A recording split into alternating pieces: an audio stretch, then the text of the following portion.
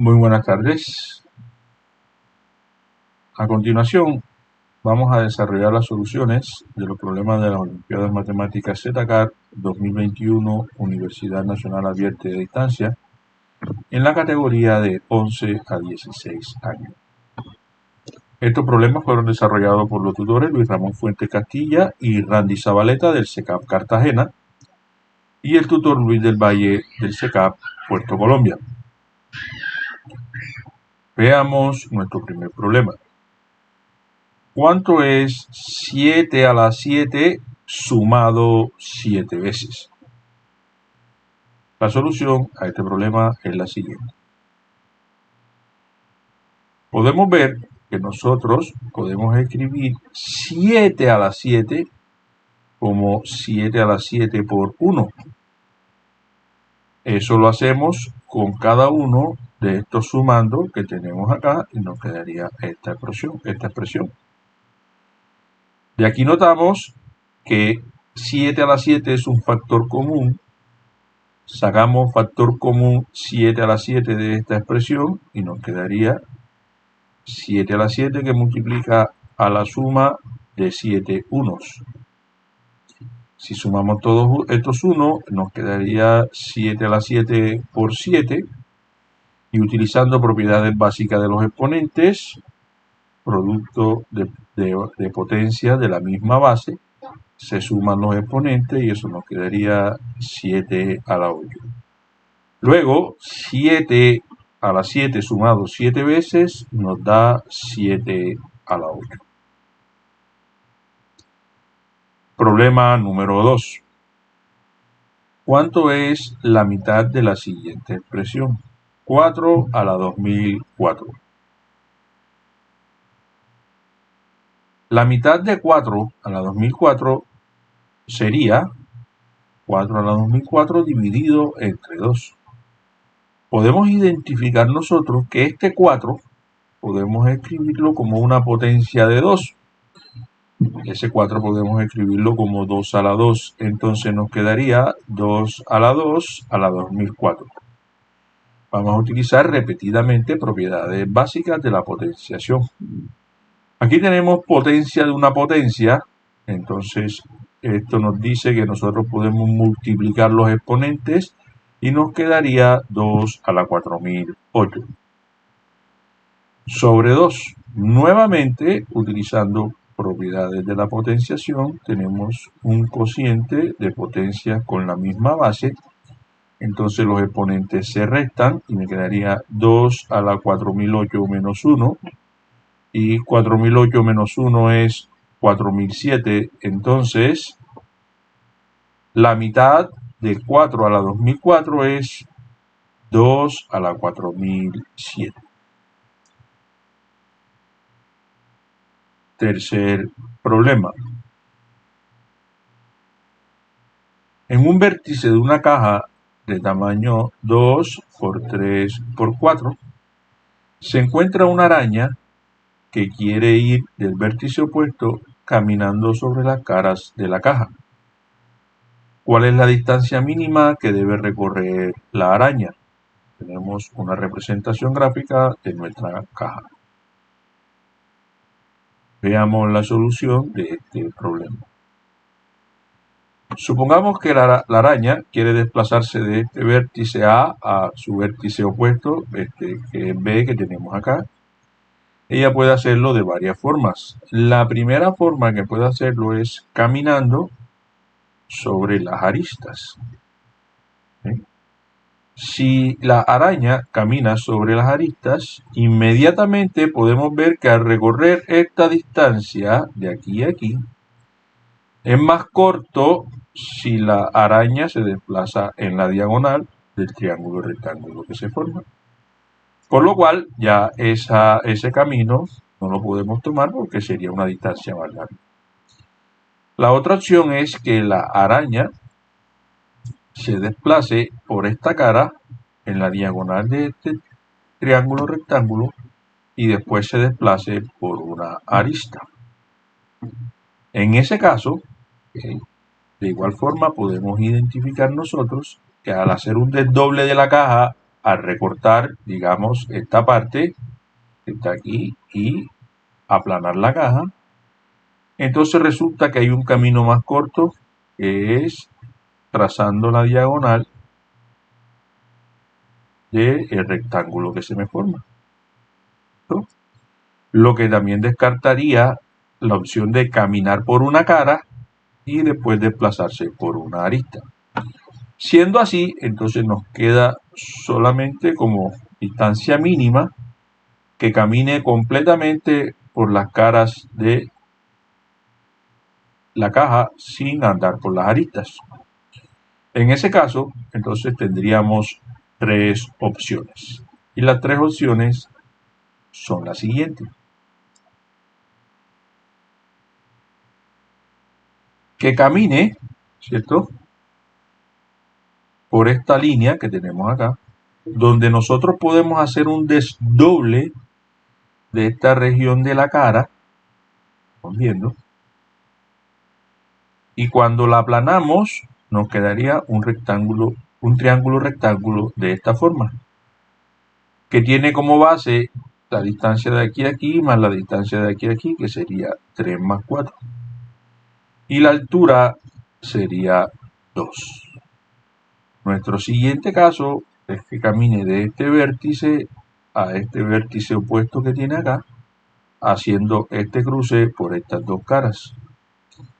De igual forma, estirando, cortando y estirando esta cara, esta región que tenemos aquí, el doble de esta caja, ¿sí?, se nos forma un triángulo rectángulo que tiene esta forma, cuya base mide la distancia de aquí a aquí, que es 3, más la distancia de aquí a aquí, que es 2, eso nos daría 5. Y su altura sería 4. La tenemos acá. La tercera opción, tomando los mismos vértices A y B que tenemos acá, pero cruzando de esta forma por las caras. De igual manera, haciendo un desdoble de esta región que tenemos aquí, ¿sí?, nos quedaría un triángulo rectángulo que va a tener como base, esta base será esta suma de esta distancia más esta distancia, o sea, 4 más 2, que sería 6, y esta sería su altura en este caso, que valdría 3. ¿No? Entonces, el camino que deberá seguir la hormiga, o sea, la distancia que debe recorrer la hormiga, es la distancia de estos dos puntos que se convierte en esta distancia D que tenemos aquí en este triángulo, o sea, en la longitud de la hipotenusa de estos triángulos. Entonces, vamos a ver cuál de esta distancia es la más pequeña. Para eso vamos a hacer uso del teorema de Pitágoras, que será de gran utilidad en un par de problemas que tenemos aquí. Bien, entonces procedemos nosotros a calcular estas distancias mediante el teorema de Pitágoras, y tenemos que esta distancia es igual a la raíz cuadrada de 3 más 4 sería 7 a la 2, más 2 a la 2 sería 4, y tenemos que esto es la raíz cuadrada de 49 más 4, y esto nos daría la raíz cuadrada de 53. Por este lado tenemos que D sería igual a la raíz cuadrada de 3 más 2, que sería 5 a la 2, más 4 a la 2, que sería 16, y esto sería la raíz cuadrada de 25 más 16, y eso es la raíz cuadrada de 41. En este último triángulo tenemos que D sería igual a la raíz cuadrada de 4 más 2, sería 6 a la 2, más 3 a la 2, y sería la raíz cuadrada de 36 más 9, y eso es la raíz cuadrada de 45. Podemos ver nosotros que la distancia más corta de estas tres distancias es la raíz cuadrada de 41. O sea que la menor distancia que recorre la hormiga es la raíz cuadrada de 41. Y es desplazándose desde este vértice que tenemos aquí hasta su vértice opuesto que se encuentra acá. Veamos nuestro siguiente problema.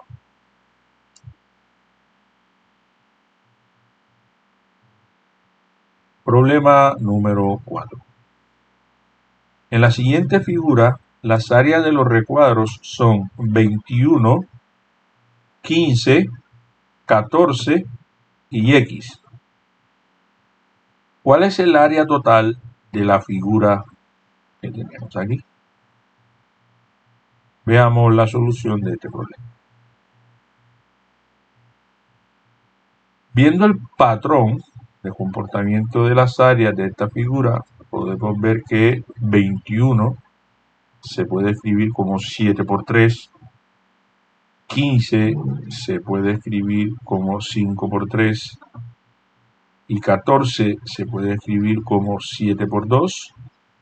Entonces, claramente podemos ver que el área de este cuadrado señalado con una X deberá ser 5 por 2, o sea 10, ¿correcto? Entonces ya tenemos que esta área es 7 por 3, 21, 7 por 2, 14, 5 por 3, 15 y esta X ya sabemos que es 5 por 2, 10. Luego, el área total de toda esta región simplemente es la suma de todas estas áreas. 21 más 15 más 14 más 10. Y eso nos daría 60. ¿Sí? Veamos nuestro siguiente problema. ¿Cuánto mide, problema número 5, cuánto mide el área de un cuadrado inscrito en una circunferencia de radio 1? Aquí tenemos la mitad de un círculo, la mitad de una circunferencia, ¿cierto? Y el cuadrado ACDB inscrito en esa semicircunferencia. Veamos la solución de este problema.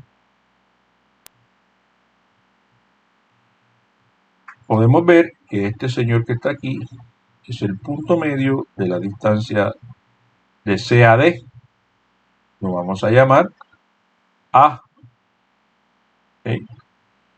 Si esta distancia de aquí a aquí es A, esta distancia de acá a acá también es A, y como la figura ACDB es un cuadrado, entonces esto mide 2A, por tanto esto mide 2A también. Y aquí tenemos que este es el radio del círculo, la distancia del centro a cualquier punto de la circunferencia, sabemos que es el radio y esto mide 1, porque nos lo está diciendo nuestro problema. Aquí tenemos un triángulo rectángulo que se nos forma y entonces podemos utilizar el teorema de Pitágoras para determinar la longitud de cuánto mide A. Entonces, por el teorema de Pitágoras, nosotros tenemos que A al cuadrado más 2A al cuadrado es igual a 1 al cuadrado. La suma de los catetos al cuadrado es igual a la hipotenusa al cuadrado. Desarrollamos esto y nos quedaría A al cuadrado más 4A al cuadrado.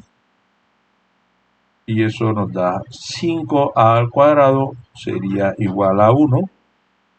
Despejamos para A, este 5 lo enviamos a este lado a dividir y sacamos raíz cuadrada. Y nos quedaría que A es igual a 1 sobre la raíz cuadrada de 5. Si esto mide A, entonces 2A mide 2 por 1 raíz de 5, eso nos da 2 sobre raíz de 5. Luego, el área del cuadrado viene dada por 2 veces A al cuadrado. Y simplemente esto es 2 sobre raíz de 5 al cuadrado. Y elevamos propiedades básicas de los exponentes.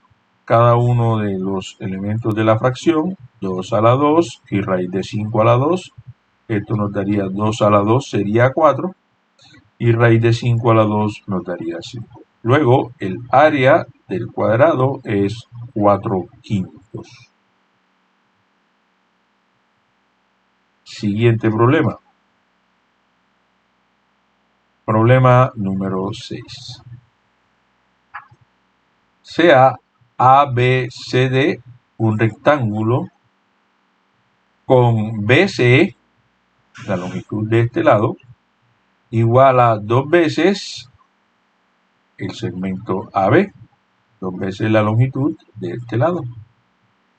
Y sea BCE un triángulo equilátero. BCE un triángulo equilátero. Si M es el punto medio de CE, M es el punto medio de este segmento que tenemos acá, ¿cuánto mide el ángulo CMD? El ángulo que se forma entre los puntos CM y D. Veamos la solución de este problema. Bien. Tenemos que debemos determinar la longitud, o mejor, la medida de este ángulo, CMD. Para eso tenemos que el triángulo BCE es un triángulo equilátero. Y un triángulo equilátero, además de tener 3 lados iguales, también tiene 3 ángulos iguales. ¿Cierto? Por tanto, la medida de cada ángulo que tenemos aquí de este triángulo vale 60. Recordemos que la suma de los 3 ángulos debe ser 180. Ahora, aquí tenemos un ángulo recto BCD que debe medir 90 grados, pero tengo este ángulo que mide 60, o sea que este pedacito de ángulo que me queda aquí, el ángulo MCD, es 30 grados. Ya tengo este ángulo, o sea que la suma de estos dos ángulos, de este ángulo y de este ángulo, más este, deben sumar 180. O sea que estos dos ángulos deben sumar 150 grados. ¿Listo? Ahora tenemos lo siguiente. Podemos ver que este segmento que está aquí es igual a este segmento que tenemos acá, el segmento AB, es igual a el segmento DC, ¿sí? La longitud del segmento AB es igual a la longitud del segmento DC, ¿cierto? Y además es igual a la mitad de BC, ¿sí? Que debe ser igual a la mitad de EC. ¿Okay? Entonces, tenemos que el segmento DC debe ser igual al segmento MC. ¿Okay? Debe ser igual al segmento MC o CM en este caso. Entonces, tenemos que estos dos segmentos son iguales, y si estos dos segmentos son iguales, aquí tenemos un triángulo isósceles, y si tenemos un triángulo isósceles, estos dos ángulos deben ser iguales. Si estos dos ángulos deben ser iguales y su suma es 150, entonces cada uno de estos dos ángulos debe medir 75 grados para que la suma de los dos me dé 150. Por tanto, el ángulo CMD es igual a 75 y el ángulo CDM también es igual a 75. Este ángulo que se forma aquí mide 75 grados y este ángulo que se forma acá también mide 75. Okay. Siguiente problema. Problema número 7. Si Luis se para sobre una mesa y Pedro se para en el piso, Luis es 80 centímetros más alto que Pedro. Si Pedro se para sobre la misma mesa y Luis en el piso, Pedro es 1 metro más alto que Luis, o 100 centímetros, 1 metro 100 centímetros. ¿Cuál es la altura de la mesa? Veamos la solución de este problema. Aquí tenemos la primera parte de nuestro enunciado. Si Luis se para sobre una mesa, Luis se encuentra sobre la mesa, Pedro se para en el piso, entonces Luis es 80 centímetros más alto que Pedro. Ahora tenemos la siguiente situación. Si Pedro se para sobre la misma mesa y Luis se para en el piso, entonces Pedro es 1 metro más alto que Luis. Vamos a determinar entonces la altura de la mesa. Por comodidad vamos a llamar la altura de Luis L, la altura de Pedro P y la altura de la mesa M. Interpretando entonces esta expresión, nosotros podemos deducir que L, que es la altura de Luis, más la mesa, debe ser igual a la altura de Pedro P más 80 centímetros.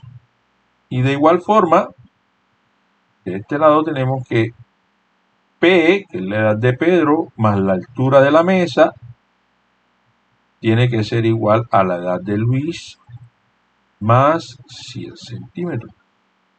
Y aquí tendríamos nuestras dos ecuaciones. Ahora debemos resolverlas. Vamos a despejar de una de ellas y después sustituimos en la otra. Si despejamos para L en la primera ecuación, tenemos que esta M la enviamos al otro lado a realizar la operación contraria, pasaría a restar. Entonces nos quedaría que L es igual a 80 más P menos M. ¿Ok? Y ahora sustituimos este valor de L en la segunda ecuación. Con lo que nos queda lo siguiente, que P más M sería igual a 100 más, vamos a sustituirlo aquí en esta ecuación. Lo que nos resulta lo siguiente, que P más M sería igual a 100 más 80 más P menos M. Despejando, nos llevamos este menos M hacia este lado de la ecuación y nos quedaría 2M. Este P lo llevamos al otro lado de la ecuación y se cancelaría con esta P. Pasaría a restar, sería P menos P, se cancela. Y nos quedaría 100 más 80. O sea que 2M es igual a 100 más 80. Luego, despejando para M, M sería igual a 180 entre 2 y esto sería igual a 90 centímetros. Luego, la altura de la mesa es 90 centímetros. Siguiente problema. Problema número 8. Carlos tiene 5 cubos. Cuando los ordena de pequeño a grande, todos los cubos vecinos difieren por 2 centímetros de altura. La altura del cubo más grande es igual a la suma de las alturas de los dos cubos más pequeños. ¿Cuán alta es una torre formada con los 5 cubos? Veamos la solución de este problema. Vamos a decir que n es el tamaño del lado del cubo más pequeño. La arista del cubo más pequeño es n. Entonces, aquí tenemos, este cubo tiene, la arista mide n, el siguiente cubo La arista medirá n más 2 porque difieren de 2 centímetros. La siguiente arista será n más 4. El siguiente cubo tendrá arista n más 6. El siguiente cubo tendrá arista n más 8. Aquí tenemos las longitudes de los lados de las aristas de los cubos. Ahora utilicemos la parte que nos dice que la altura del cubo más grande, la arista del cubo más grande, es igual a la suma de las alturas de los dos cubos más pequeños. O sea, esta arista tiene que ser igual, la longitud de esta arista tiene que ser igual a la suma de las longitudes de estas dos aristas. Nos quedaría la siguiente ecuación. Podemos resolver entonces esta ecuación y tenemos lo siguiente. Simplificamos, n más n nos daría 2n. Puedo llevarme una n, esta n hacia este lado y este 2 hacia este lado y nos quedaría que n sería igual a 6. ¿Listo? La arista del cubo más pequeño mide 6 centímetros. Entonces, a partir de aquí comenzamos a construir las aristas de los demás cubos. Y la suma nos quedaría n más 8, n más 6, n más 4, n más 2, más n. Y entonces reemplazamos por 6 y nos quedaría 6 más 8 es igual a 14. 6 más 6 es igual a 12. 6 más 4 es igual a 10. 6 más 2 es igual a 8. Y n es igual a 6. La suma de todas estas longitudes nos da 50. Y esto sería gráficamente lo que nos dice el problema. Cuando sumamos todas estas alturas, 14 más 12 más 10 más 8 más 6 nos da 50. Veamos nuestro siguiente problema. Problema número 9. En el cuarto de Juan hay 4 relojes, todos adelantados o atrasados. El primer reloj está equivocado por 2 minutos. El segundo reloj está equivocado por 3 minutos. El tercero por 4 minutos y el cuarto por 5 minutos. Un día Juan quería saber la hora exacta usando sus relojes y observó las siguientes horas. 6 minutos para las 3, 3 minutos para las 3, 2 minutos pasadas las 3 y 3 minutos pasadas las 3. ¿Cuál es la hora exacta? Veamos la solución de este problema. Lo primero que hacemos es ordenar nuestras horas de la siguiente manera. La primera hora me dice que es 6 minutos para las 3 de la tarde, o sea, las 2:54. La segunda hora, una de las horas es 3 minutos para las 3 de la tarde, 2:57. 2 minutos pasadas las 3 de la tarde, 3 y 2 minutos. Y 3 minutos pasadas las 3 de la tarde, 3 y 3 minutos.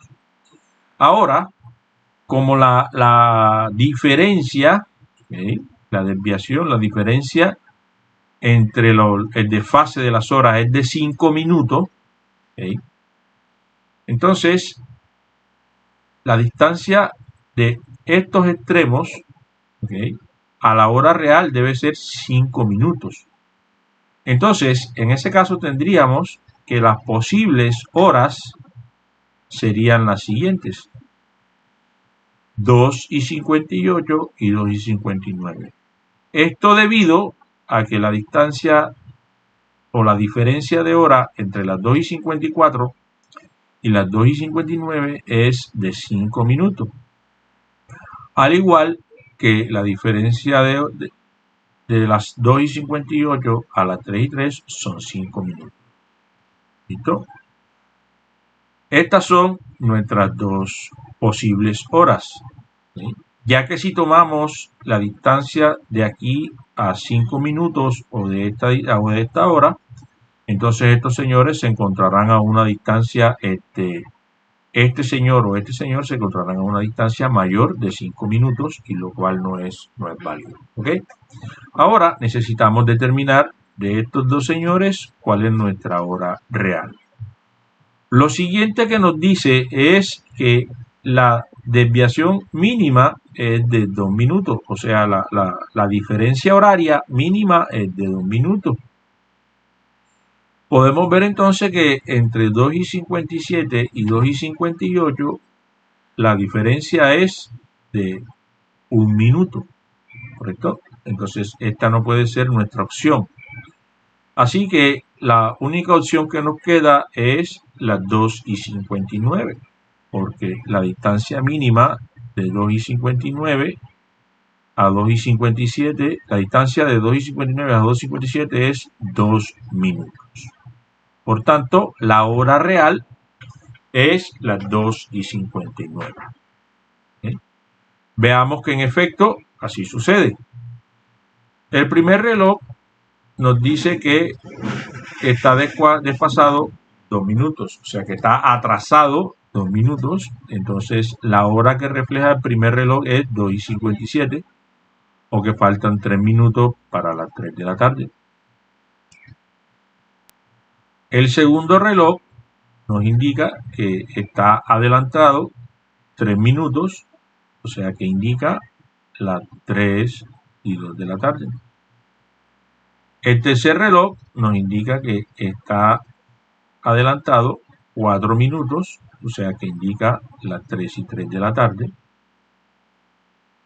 Y el cuarto reloj nos indica que está atrasado 5 minutos, lo que nos indica que son las 2:54, correcto. Entonces, efectivamente estas son las horas que nos indican los relojes de nuestro problema. Esta es la solución para este problema. Problema número 10. Problema número 10 nos dice: el tango se baila en parejas de un hombre y una mujer. En el baile de la tarde no hay más de 50 personas. En un momento dado, 3/4 partes de los hombres están bailando con 4/5 partes de las mujeres. ¿Cuántas personas se encuentran bailando en ese momento? Veamos la solución de este problema. Vamos a decir que N es la cantidad de hombres bailando en ese momento, que debe ser igual a la cantidad de mujeres que también están bailando. ¿Listo? Entonces, vamos a tener que la cantidad de hombres que hay es 4n sobre 3. ¿Listo? Porque este n es 3/4 de esta cantidad. Entonces, la cantidad total debe ser 4n sobre 3. Lo que nos indica que la cantidad de hombre tiene que ser un múltiplo de 3 para que se pueda dividir por este 3. Y la cantidad de mujeres debe ser 5n sobre 4, porque n debe ser 4/5 de esta cantidad. ¿Okay? Y de igual manera, que como la cantidad de hombres tiene que ser un múltiplo de 4 para que se pueda dividir por este 4 que tenemos acá. Así tenemos que la cantidad de hombres y de mujeres que hay, ¿okay?, tiene que ser un múltiplo de 3, ¿okay?, y un múltiplo de 4. ¿Listo? Entonces, ese número que nosotros tenemos debe ser 12. ¿Okay? N debe ser... N debe ser 12.